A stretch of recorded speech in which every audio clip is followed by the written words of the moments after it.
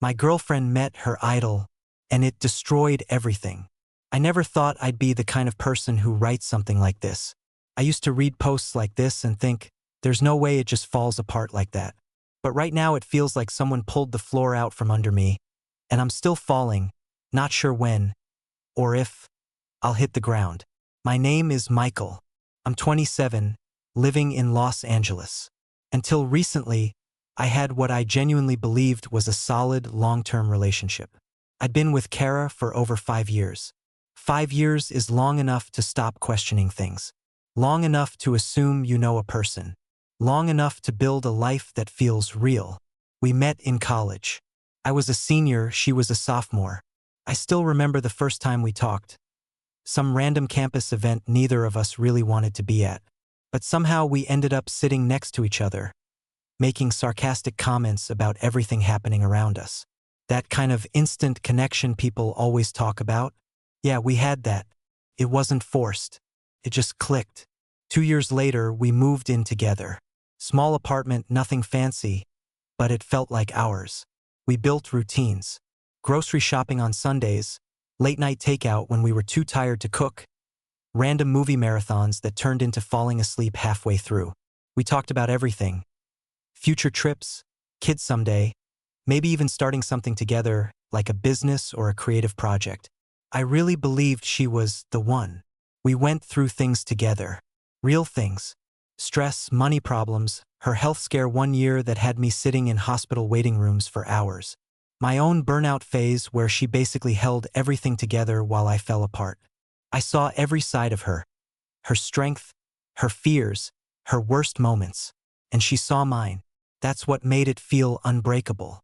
Like whatever happened, we'd handle it. But about 2 months ago, I found out that everything I thought we had might have only existed in my head. Kara had always been really into this musician. I'll call him X. At first, it seemed harmless. He wasn't some huge global superstar, but he was getting popular. TikTok, Spotify, small shows that were starting to sell out. You know the type.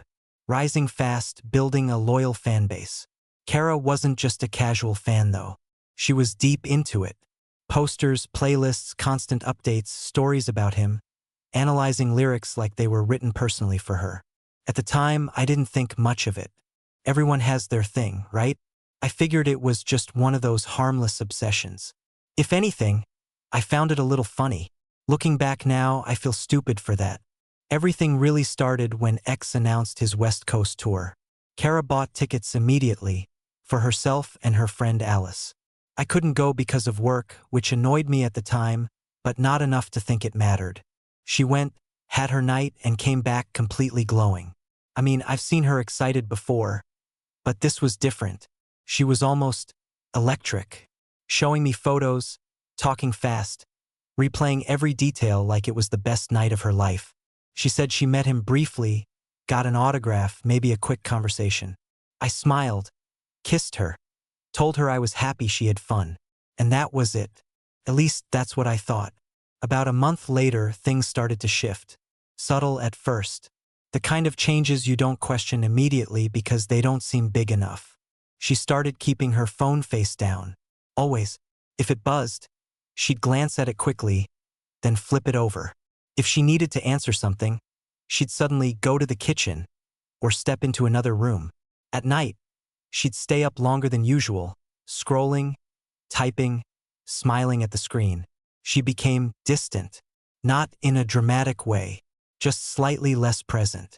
Like part of her attention was always somewhere else. Conversations felt shorter. Eye contact didn't last as long. Even when we were sitting next to each other, it felt like there was space between us that hadn't been there before. But I trusted her. 5 years builds that kind of trust. You don't immediately jump to cheating. You assume stress, work, mood changes, anything but that. So I ignored it until I couldn't. One day, I was working from home. She thought I was at the office. I stepped into the bedroom to grab something, and that's when I saw it. Her phone was on the bed, unlocked. I didn't plan to check it. I didn't even want to, but the screen lit up with a message, and before I could stop myself, I looked. It was from him, from X. "You're incredible. I can't wait for our next meeting. I felt something drop inside me, like a physical sensation. My stomach just sank. Then another message. Has your boyfriend suspected anything? And another. We'll meet after the show as we agreed. I just stood there, staring at the screen, reading the same lines over and over like maybe they'd change if I looked long enough. They didn't. Everything around me went quiet. Not literally, but that's how it felt. Like my brain just shut everything else out. When she walked into the room and saw me holding her phone, I think she knew immediately. First, she tried to laugh it off. Said it was a joke. Some kind of fanfiction thing. That it wasn't real. But even as she was saying it, her voice didn't match the words. Then she broke. She admitted it. After the concert, after that brief meeting, she had agreed to see him backstage. One thing led to another, and it didn't stop there. They met again, and again, multiple times, while I was at work, while I was at home thinking everything was fine. My first reaction wasn't anger. It was nothing. I didn't yell, didn't ask questions, didn't even argue. I just felt empty, like everything inside me had been switched off. I packed a bag. She was crying, talking, trying to explain. I don't even remember what she said. It all sounded distant, like noise from another room. I walked out. I went to stay at my friend Chris's place. He didn't ask too many questions at first, just gave me a place to crash. The first night, I didn't sleep. The second night, same thing. I just kept replaying everything in my head. Every memory, every moment, every time she said she loved me. Trying to figure out where exactly it all stopped being real. How does 5 years just collapse like that? How do you go from planning a future with someone to realizing they've been living a completely different reality behind your back? I still don't have an answer. And honestly, I'm not sure I ever will. Update 1. Chris's apartment became my refuge almost immediately. It wasn't anything special, just a typical LA place, a bit messy, half his stuff, half random things he never unpacked. But for me, it felt like the only place where I could actually breathe. No reminders of her in every corner.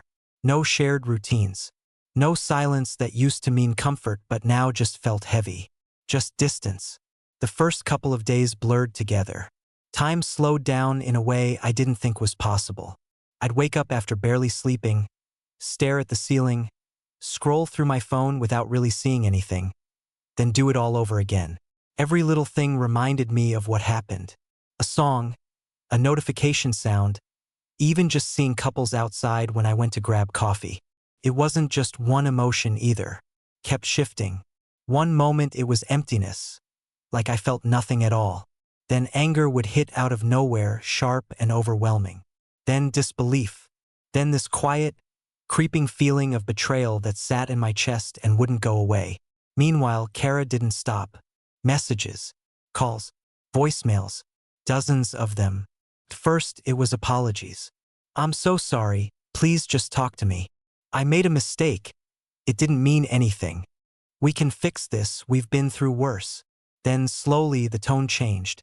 You're not perfect either. You've made mistakes too. You don't understand me. You're overreacting. It was like watching someone cycle through every possible strategy, hoping one of them would land. I didn't respond to any of it. Not a single message.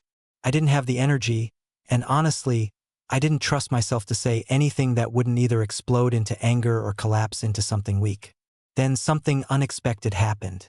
Alice reached out. Kara's friend. The same one she went to the concert with. First, I almost ignored it. Felt weird, like crossing into territory I didn't want to deal with. But something made me open the message. She said she needed to talk. That she couldn't keep it to herself anymore. That she had noticed things before the concert even, and felt guilty for staying silent. That part stuck with me. So we met. It was late. One of those quiet evenings when the city finally slows down a bit.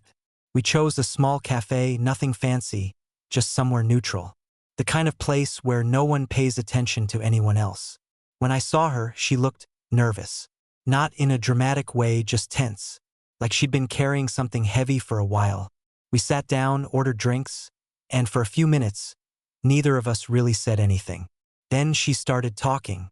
Slowly at first, like she wasn't sure how much to say. Then more openly, she told me Kara had been changing even before the concert. More distant, more secretive. That she had caught her texting late at night, smiling at her phone, hiding the screen. At the time, she didn't think much of it, or maybe didn't want to. After the concert, it got worse. Kara talked about X constantly. Not just like a fan anymore, but like someone who had crossed some invisible line. She started going out more, making excuses, dressing differently for casual meetups. Alice said she even saw her bring gifts for him. Small things at first, then more personal. The way Alice described it, it wasn't just random. It was intentional, planned, and she knew. That was the part that hit me harder than I expected. Alice looked down at the table at one point and just broke a little. Not crying loudly, just quiet tears.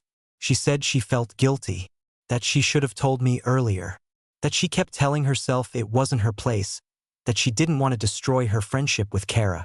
But I knew it wasn't right, she said. And I still did nothing. I didn't even know what to say to that. Part of me wanted to be angry at her too. Another part understood exactly why she stayed quiet. People avoid conflict, especially when it means blowing up everything around them.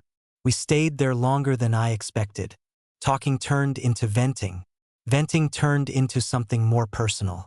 Not about Kara anymore, but about us, how we deal with things, what we expect from people, how easily everything can fall apart. At some point, we left the cafe and started walking. No real destination, just moving. The city felt different at night.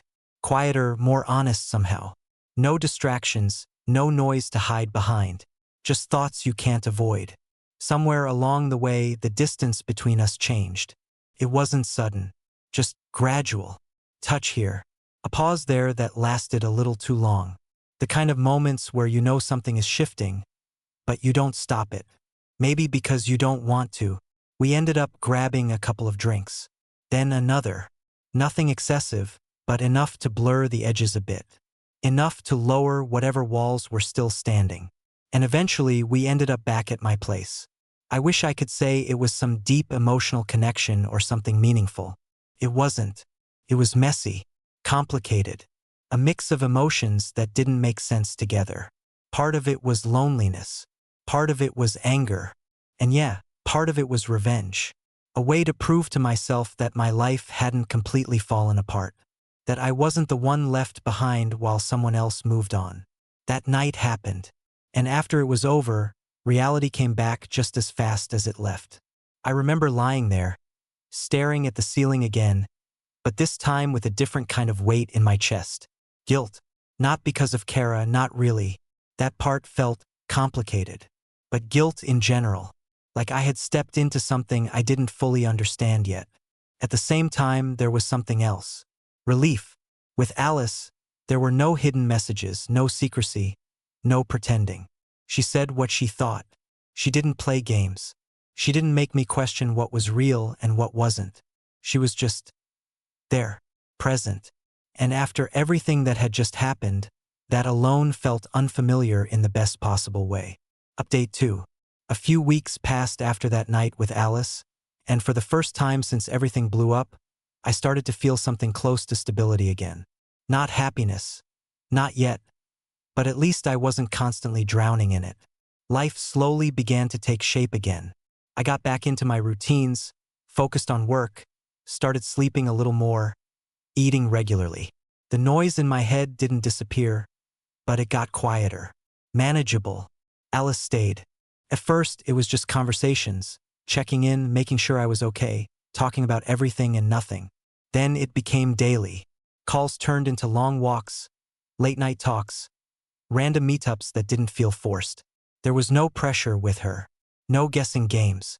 No weird silences where you feel like something's being hidden. No need to check a phone. No need to question where she was or who she was with. Just honesty. And after everything I had just gone through, that felt almost unreal. We didn't rush into labeling anything, but something was clearly forming between us. It wasn't loud or dramatic. It was quiet, steady. The kind of connection that builds slowly without illusions. She saw me at my worst, when I was still processing everything, still angry, still broken in ways I didn't fully understand. And instead of pulling away, she stayed consistent. That mattered more than I expected. Meanwhile, Kara, she disappeared from my life. At least that's what it looked like on the surface. In reality, she didn't disappear. She just changed form. She became a shadow. At first, it was just messages again. Late at night, early in the morning, random times during the day. I miss you. Please just talk to me. Take me back. I'll change. You don't understand. I've ruined everything. Then the tone would shift just like before. You're throwing away 5 years. She means nothing. You're making a mistake. I ignored everything. Blocked her number. She found another. Blocked that too. Another one. It became a pattern. Then it escalated. One evening, there was a knock on the building door downstairs. I didn't think much of it until I heard my name. Her voice. I froze. I didn't go down. I just stood there, listening as she kept knocking, calling out, asking me to come talk to her for just 5 minutes. 5 minutes that I knew wouldn't be 5 minutes. She wasn't just messaging me anymore. She was spiraling. Apparently, she had started therapy, tried to deal with everything, but at the same time, she was falling apart. She stopped eating properly, lost weight fast, barely sleeping. People said she looked completely different. Tired, distant, like she wasn't really there anymore. Part of me felt something. Not love. Not even sympathy in the way I used to feel for her. Just this strange, distant awareness that someone I once knew was breaking down. But that didn't erase what she did. And it didn't make me want to go back. Then came the moment that changed everything for her. X went public. New posts started appearing on his Instagram. Photos with another girl. Smiling, traveling, backstage moments, captions that made it very clear he had moved on. Or maybe he never intended to stay in the first place. From what I heard, that hit Kara harder than anything else. Up until that point, part of her was still holding on to the idea that what they had was real. That it meant something. That it could become something more. But seeing him with someone else, someone just as perfect, just as free, just as fitting into that fantasy she had built, it shattered whatever illusion she had left. And after that, things got worse. Way worse. She started showing up. Not directly at first. Just places. Cafes Alice and I went to. Streets near my apartment. Places we used to visit together. At first, it felt like coincidence. Then it stopped feeling like coincidence. One time, Alice and I were leaving a restaurant, and I saw her across the street, just standing there, watching, not saying anything, not approaching, just watching. It was unsettling in a way I can't fully explain. Then the messages started again, but this time not just to me. She began texting friends, mutual acquaintances, even people she barely knew. They betrayed me. She took him from me. Tell him to come back. Give him back. It stopped being about fixing things and turned into something else entirely. Obsession. Neighbors told me they'd seen her near the building more than once. Sometimes just sitting somewhere nearby, looking up at the windows. Waiting. For what? I don't even think she knew anymore. That's when Alice and I realized we couldn't just ignore it anymore. We went to the police. Filing that report felt surreal. Like something you hear about, not something you do. But at that point, it wasn't just emotional anymore. It was crossing into something serious. She was issued a temporary restraining order. For a short time, things went quiet. Then she broke it. Twice. She showed up near the building again, ignoring the order completely. The second time, neighbors called it in before we even had to. That night, she was detained. Not for long, just overnight, but it was enough to finally force some kind of intervention. Her family stepped in after that. From what I was told, they took her in, pushed for proper treatment, made sure she actually followed through with therapy and complied with the restraining order. That was the last time I heard anything directly about her. And for the first time since all of this started, there was silence. Real silence. No messages. No knocks. No shadows outside the window. Just space. And honestly, I didn't realize how much I needed that until it finally happened. Here's your expanded, More dramatic Reddit-style continuation with water, emotional depth, and smooth flow. No separators. Same names. Natural American tone. Update 3. I wish I could say everything stopped after the restraining order, like some clean ending where the chaos just fades out and everyone moves on. That's not how it worked. Real life doesn't give you neat closures. It drags things out until you're forced to rebuild yourself whether you're ready or not. Kara didn't disappear overnight. If anything, she just became quieter, more distant, but still there in ways that were hard to explain. It was like living with a storm you couldn't see anymore, but you could still feel the pressure in the air. Friends would occasionally mention she had reached out again, asking about me in indirect ways, trying to piece together what my life looked like now. Sometimes she'd leave messages through other people, not aggressive anymore, just empty. Apologies without energy behind them. Like she had run out of emotions but didn't know how to stop. I saw her once, completely by accident. Alice and I were walking out of a grocery store late in the evening. It was one of those quiet moments, nothing special, just a normal life kind of thing. And then I noticed her across the parking lot. She looked smaller.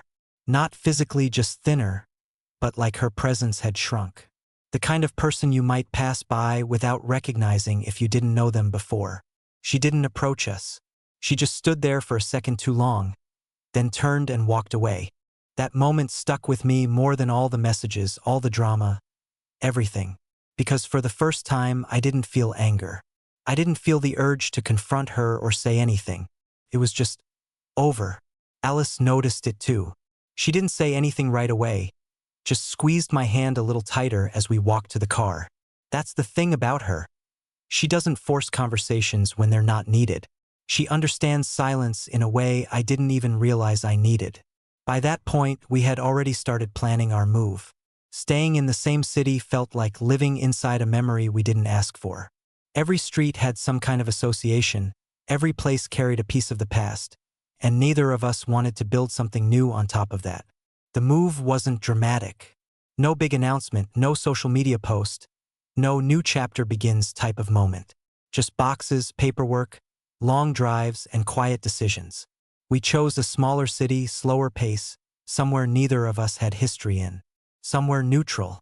Starting over sounds exciting when people talk about it, but in reality, it's uncomfortable. You don't just leave behind bad memories, you leave behind everything familiar. New streets, new routines, new people. Even simple things like finding a new coffee shop or grocery store feel like work at first. But there's something honest about it too. You're not distracted by the past. You're forced to be present. Alice made that transition easier than I expected.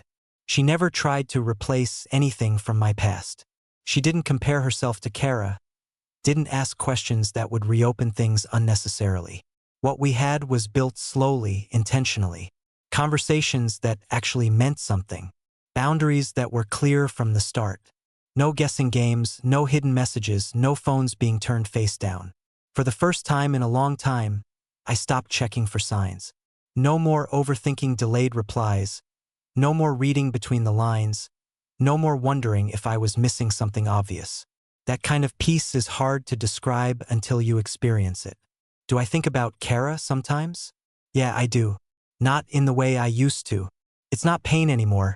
Not even really sadness. More like a distant memory that reminds me of who I was back then. Someone who believed that love automatically meant loyalty. Someone who ignored small signs because it was easier than facing what they might mean. If there's anything I've learned from all of this, it's that betrayal doesn't just break trust. It rewires how you see everything. But it doesn't have to define you permanently. You can rebuild, just not in the same way you were before. As for Kara, last I heard she's still in therapy, still trying to put herself back together. I don't wish anything bad on her. What happened, happened. But some choices have consequences you can't undo, no matter how much you regret them later. Alice and I are good. Not perfect, not some fantasy version of a relationship, but real, stable, honest. And after everything that happened, that's worth more than anything I thought I had before. Update 4. Here's your expanded, more emotional and immersive version in the same Reddit-style tone, with added depth and smooth continuation. Months passed after Kara was finally out of our lives, And for the first time in what felt like forever, everything started to slow down. Not in a boring way, but in that quiet, steady way where your mind isn't constantly racing anymore. The chaos that once felt permanent gradually faded into something distant, almost unreal, like a story that happened to someone else. From what I heard through mutual acquaintances, Kara tried to rebuild herself piece by piece. Therapy became a regular part of her life. Her family stepped in more actively, making sure she wasn't left alone with her thoughts. She even changed her environment for a while, staying with relatives, trying to reset in any way she could. And to some extent, it worked. The sharp edge of her depression softened, at least on the surface. But it didn't disappear. People don't just recover from something like that overnight. The consequences stayed with her in ways that were hard to hide. She had lost a noticeable amount of weight, the kind that doesn't look healthy or intentional. The kind that makes people pause for a second before asking if you're okay. Her face, from what I was told, always looked tired, like she hadn't fully rested in months. And even though she managed to stabilize physically, the psychological damage lingered. Anxiety, constant overthinking, fear of losing control again, and an almost complete inability to trust anyone around her. Hearing about it didn't bring me satisfaction. If anything, it just reinforced how real everything had been. Meanwhile, my life was finally becoming something I could recognize again. For the first time in a long time, I felt like I could actually breathe without that tight pressure in my chest. Alice wasn't just someone who helped me get through the worst part anymore. She became someone I genuinely wanted to build a life with. And the difference between what I had with her and what I had before was impossible to ignore. With Alice, things weren't dramatic. There were no emotional roller coasters, no guessing games, no hidden meanings behind simple actions. What we had was built slowly, intentionally, almost carefully. Like both of us understood how fragile trust can be once it's broken. We moved into a new apartment together, and that decision felt symbolic in a way I didn't expect. It wasn't just about a new place, it was about creating a space where the past had no entry point. No shared memories attached to the walls, no reminders hiding in familiar corners. Just something new, something that belonged entirely to us. We settled into routines that felt simple but meaningful. Grocery shopping together, arguing over what movie to watch, cooking late dinners when neither of us felt like going out. Small things, but they carried a sense of stability that I had taken for granted before. We started talking about the future too, but in a different way than I used to. Not in that idealized, everything will be perfect kind of way, but realistically. Careers, plans, travel, maybe even a family someday. And for once, those conversations didn't feel like fragile dreams. They felt grounded. As for X, he continued living in his own world, completely untouched by everything that happened. His career kept growing, more shows, more fans, more visibility. From the outside, his life looked like a constant upward trajectory. And ironically, that became one of the hardest realities for Kara to accept. Because at some point, it became undeniable. Whatever she believed they had, it wasn't real in the way she imagined. She was never the one, never part of some bigger story. Just a chapter he moved past without looking back. And that realization hit her harder than anything else. The stalking didn't stop immediately, but it lost intensity over time. The restraining order helped, and more importantly, I stayed consistent. No responses, no reactions, no openings for her to re-enter my life. The police monitored the situation closely after the previous incidents, and Alice and I stayed cautious. We changed routines when needed, avoided predictable patterns, and kept our private life as private as possible. Eventually, the attempt stopped. Not dramatically, not with some final message or closure, just silence. And honestly, that was the best outcome I could have hoped for. Now, my life with Alice feels steady in a way I didn't think was possible before. We plan trips, focus on our careers, spend evenings doing things that actually make us feel good instead of distracted. There's no constant tension, no underlying fear of something falling apart. We're not perfect. We argue sometimes, we get annoyed at each other over small things, we have our differences. But there's honesty, there's effort, there's awareness of how easily things can go wrong if you stop paying attention. The past didn't disappear, it just turned into something else. A reference point, a reminder of what happens when you ignore reality in favor of illusion. I never celebrated Kara's downfall. I didn't get satisfaction from her pain.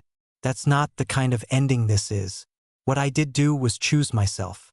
I chose to protect my peace, to protect Alice, and to build something new without dragging the past into it. I forgave her at some point, not for her but for me, but I never went back. And that decision changed everything.